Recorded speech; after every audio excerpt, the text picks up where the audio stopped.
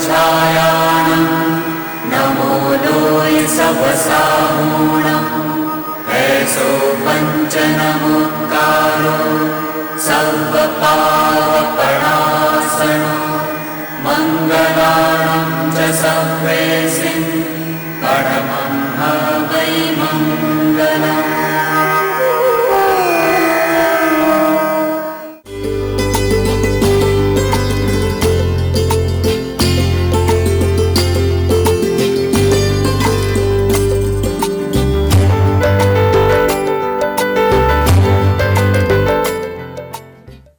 संतप्त मानस शांत हो, जिनके गुणों के ज्ञान में वे वर्धमान महान, जिन विचरे हमारे ध्यान में। 12 भावनाओं के अंतर्गत धर्म भावना के प्रसंग में मुनि धर्म का स्वरूप चल रहा है, जिसमें स्वरूपाचरण चारित्र का स्वरूप क्या है उसकी बात चल रही है। जिसमें अपन ने कल ही स्पष्ट किया था कि जब अतीन्द्रिय आनंद का झरना झरता है अंदर में, वो उसी क्वालिटी का है जिस क्वालिटी का सिद्ध दशा में होता है, और उसी काल में जगत की कितनी ही प्रतिकूलता क्यों ना हो और कितनी ही अनुकूलता क्यों ना हो, उस प्रतिकूलता और अनुकूलता के उपभोग के साथ साथ ही उस अतीन्द्रिय आनंद का उपभोग भी होता ही रहता है ना। वो उसके ज्ञान का गेय बनता है कि नहीं बनता है, सिर्फ अवग्रह रूप ज्ञान का गेय बनता है कि धारणा रूप बनता है, वो एक जुदी बात है। यदि ज्ञान का गेय बने ही नहीं तो भोगने का क्या अर्थ है। जैसा कि अपन भजन में बोला था कि ऊपर नारकी कृत्य दुख भोगे, और यदि वो नारकी का जो दुख है वो उसके ज्ञान का गेय नहीं बने तो भोगने का क्या अर्थ रह गया। जाने बिना भी भोगना संभव है क्या। इससे ही सिद्ध होता है कि वो उसे भोग रहा है, माने उसके ज्ञान का गेय बन रहा है। भले ही उसकी स्मृति में बाद में रहे ना रहे, क्योंकि धारणा नहीं हुई तो स्मृति कहां से आएगी। तो ऊपर नारक कृत्य दुख भोगे और अंतर समरस गतागति, और अंतर में समरता रस का पान करता है। ये दोनों बातें एक साथ होती हैं कि हो सकती हैं, कोई असंभव नहीं है। ये तो पाप के उदय में होने वाले प्रतिकूलता रूप अनुभव की बात है, लेकिन पुण्य के उदय में होने वाला जो अनुकूलता रूप अनुभव है उसकी भी ऐसी बात है कि रमत अनेक सुरन संग पैतित परिणति ते नित्य हटा हटी। अनेक देवांगनाओं के साथ वो रमण करता है, लेकिन उसकी परिणति में वहां से निरंतर हटाहटी बनी रहती है, माने हे पना बना रहता है, उनमें हे बुद्धि बनी रहती है। ये सुखरूप नहीं है, ये आत्मा का स्वभाव नहीं है। ऐसा भाव अंदर में बना रहता है और उसके भोग का उपभोग भी होता रहता है। उसको गुरुदेव की भाषा में कहें तो वो कहते हे बुद्धि से भोगता है। 5 इंद्रियों के अनुकूलता का भोग भी और प्रतिकूलता का भोग भी। प्रतिकूलता के भोग को लोग में भोगतना बोलते हैं कि भैया हम क्या भोग रहे, हम तो भोगत रहे, इनके पाले पड़ गए तो भोगत रहे, जिंदगी के दिन काट रहे, लेकिन काट रहे ना, भोगत रहे ना। तो ज्ञानी भी शुभ भाव में भी ऐसा समझता कि हम तो भोगत रहे हैं। जैसे अशुभ भाव भी भुगते बिना नहीं रहा जाता, ऐसे ही शुभ भाव भी भुगते बिना नहीं रहा जाता, और अतीन्द्रिय आनंद का झरना भी झरता रहता है। और वो अतीन्द्रिय आनंद के झरना में वृद्धि होती जाना, और शुभाशुभ भाव का जो वो वेदन हो रहा है उसका निरंतर कम होते जाना, इसी का नाम तरक्की है, इसी का नाम गुणस्थान की वृद्धि है, इसी का नाम प्रति समय बहुत तेजी से मुक्ति की तरफ दौड़ना है, मुक्ति के मार्ग में चलना है, आगे बढ़ना है, जो निरंतर होता रहता है ना। तो तीनों का कितना सुंदरतम चित्रण छेड़ाला जैसी किताब में है, और हमारे बड़े बड़े विद्वान इसमें बहस में पड़ जाते हैं कि ज्ञानी को दुख का वेदन होता है कि नहीं होता है? ऐसा लगता है दुख का वेदन होगा तो तेरी आनंद का वेदन कैसे होगा? लेकिन ये सब चीजें एक साथ चलती हैं। क्या रमत अनेक सुरनि संग पे नित्य चित्त परिणति ते नित्य हटा हटी चिन्ह मूरत दीर्घ धारण की मुए रीति लगत कछु अटापटी। तो ये जो स्वरूप है, जो अटपटा स्वरूप है, ये अज्ञानियों की समझ में नहीं आता है। इसलिए वो कहते हैं, कभी कहते हैं कि उसको दुख का वेदन होता ही नहीं है, कभी कहते हैं उसे आनंद का वेदन होता ही नहीं है। एक ग्रुप ऐसा खड़ा हो जाता है जो उसे दुख का वेदन नहीं मानता है, तो उसने सिद्ध जैसा भी मान लिया।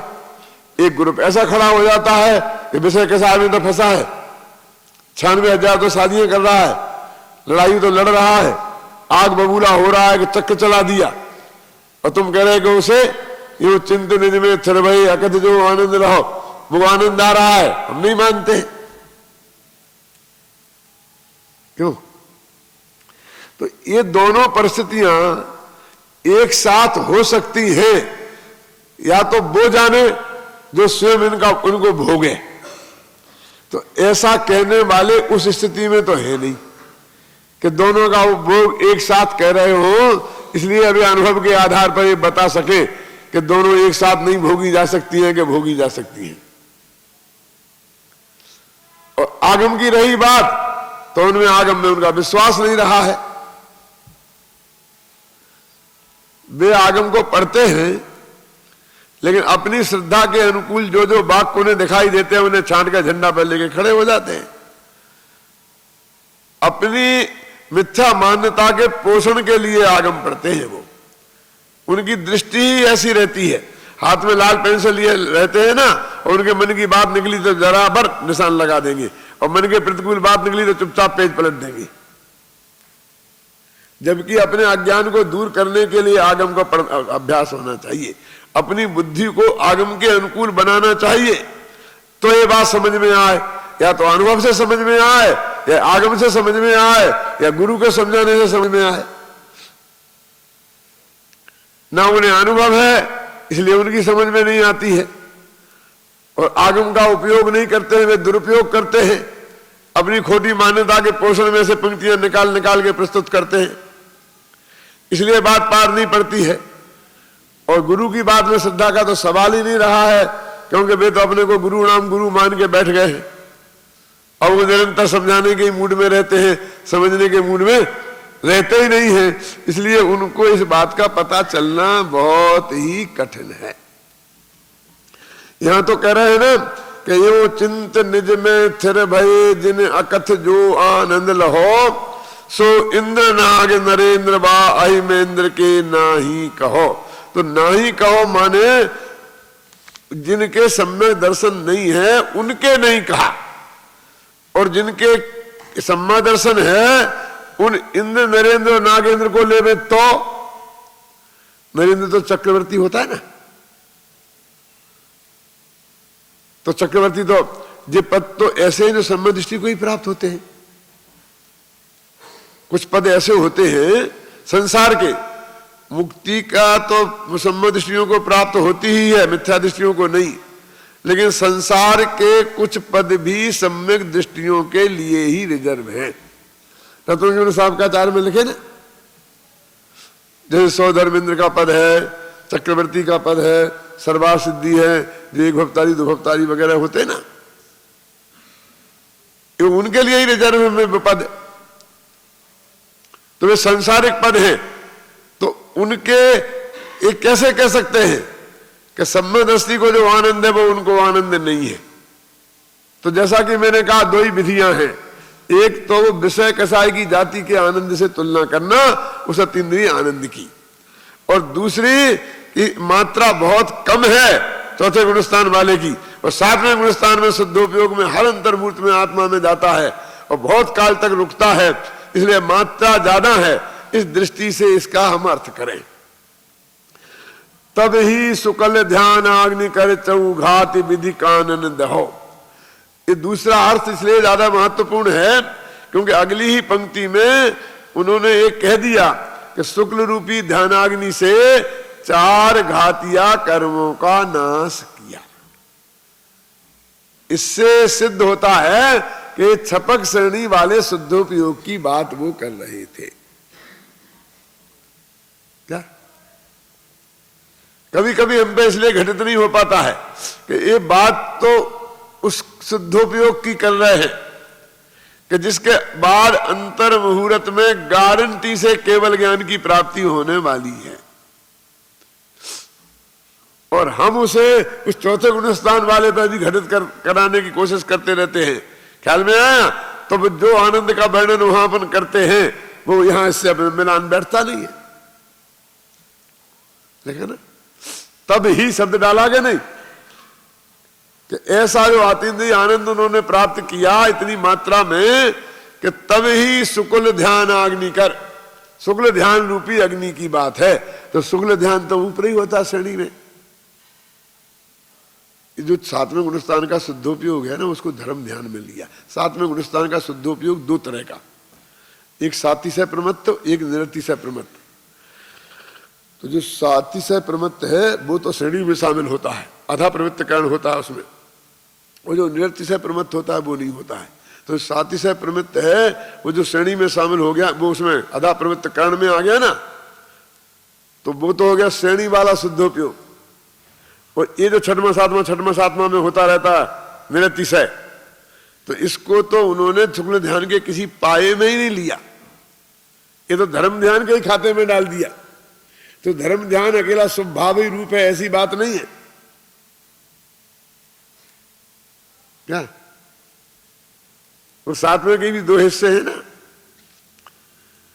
यहां तो उसकी बात कर रहे हैं ना, तब ही शुक्ल ध्यान अग्नि कर चौघाति विधि कानन दहो। विधि माने होता है कर्म, 4 घातिया कर्मों का, कानन माने जंगल, उसको जला डाला। शुक्ल ध्यान रूपी अग्नि से 4 घातिया रूपी जंगल को जला डाला, तो अनंत अतीन्द्रिय आनंद की प्राप्ति हो गई और केवल ज्ञान की प्राप्ति हो गई। यानी शुद्धोपयोग का फल ये है। शुद्धोपयोग का फल कोई देवगति की प्राप्ति होना, इंद्रपद की प्राप्ति होना, चक्रवर्ती का पद प्राप्त होना, ये शुद्धोपयोग का फल नहीं है। तो अभी तो आपने कहा था सम्यक दृष्टियों को ये पद प्राप्त होते हैं, कहा था तो सही कहा था। तो 4थे गुणस्थान वालों को होते हैं ऐसा भी नहीं है, 6वें गुणस्थान में भी ऐसा पुण्य बनता है। तो फिर क्या उसका अर्थ है कि वो तो जब वो शुद्धोपयोग और शुद्ध परिणति दोनों थी ना उसकी, और शुभ भाव भी था, तो उसके बीच में जो शुभोपयोग रूप हुआ था उसका फल है क्या? वो सम्यक दृष्टि के शुभोपयोग का फल है। ये तो खुरचन है, ये तो बाई प्रोडक्ट है, समझे ना? उसका ये प्रोडक्शन नहीं है, मुनि धर्म का प्रोडक्शन नहीं है। वो उद्देश्य तो वो था, ये तो जो वहां कमी रह गई थी ये उसका फल है। सब लखो केवल ज्ञान करे भवि लोक को शिव मग कहो। और केवल ज्ञान में सारा लोकालोक को देख लिया और भव्य जीवों को मुक्ति का मार्ग बताया, माने दिव्य ध्वनि खिरी। देखो ये छड़ाला में कहानी शुरू की थी कहां से कि काल अनंत निगोद मझार और बीतो एक इंद्रिय तन धार।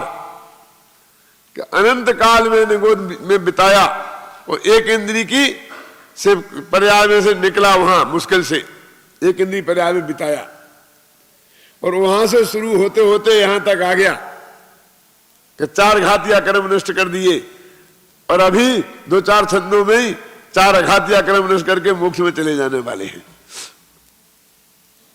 एक दफे की सच्ची घटना है कि मैं सोलापुर में गया था, तो वहां पर आश्रम है बहुत बड़ा, पद्म श्री सुमति बाई साहा उसे संभालती थी।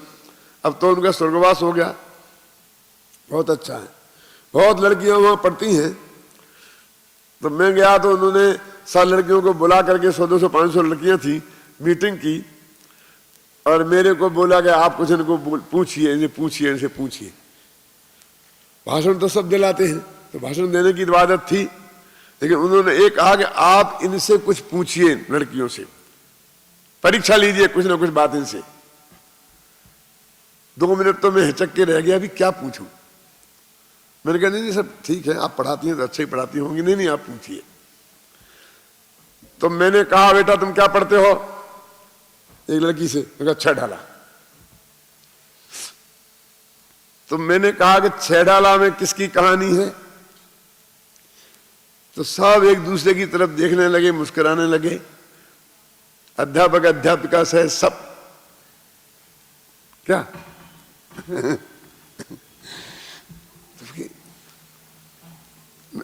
सब चुप रहे। तो मैं कहूं आपने 6 ढाला पढ़ा नहीं है, आपको यही पता नहीं किसकी कहानी है उसमें।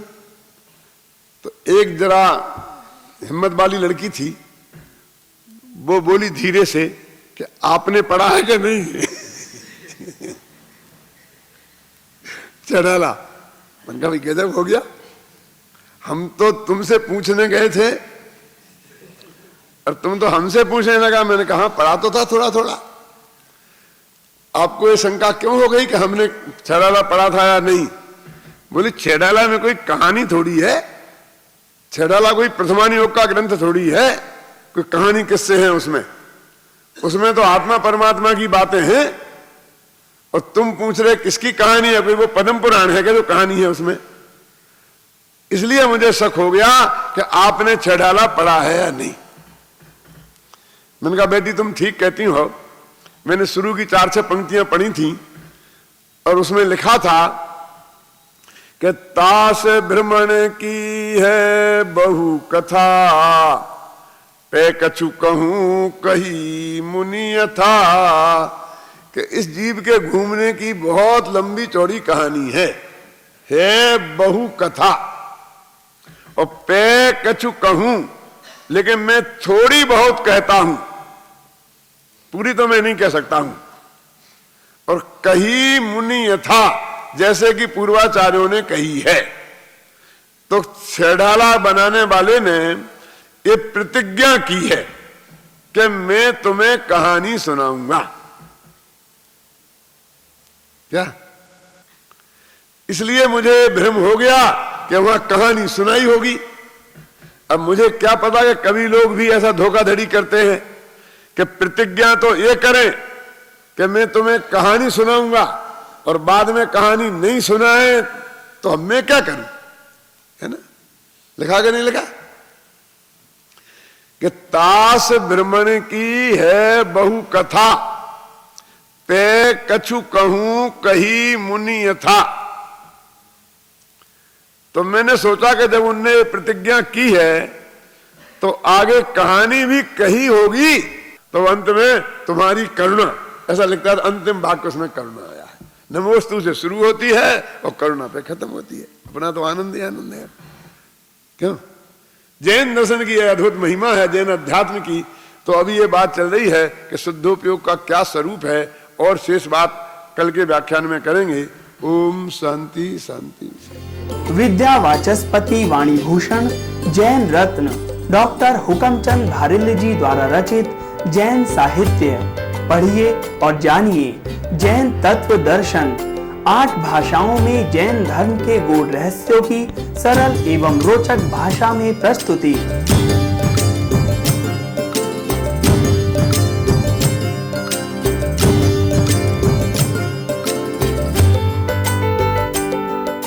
अत्यल्प मूल्य पर जैन साहित्य प्राप्त करें। लागत से आधी कीमत पर उपलब्ध। पंडित टोडरमल स्मारक ट्रस्ट, A4, बापूनगर, जयपुर, राजस्थान।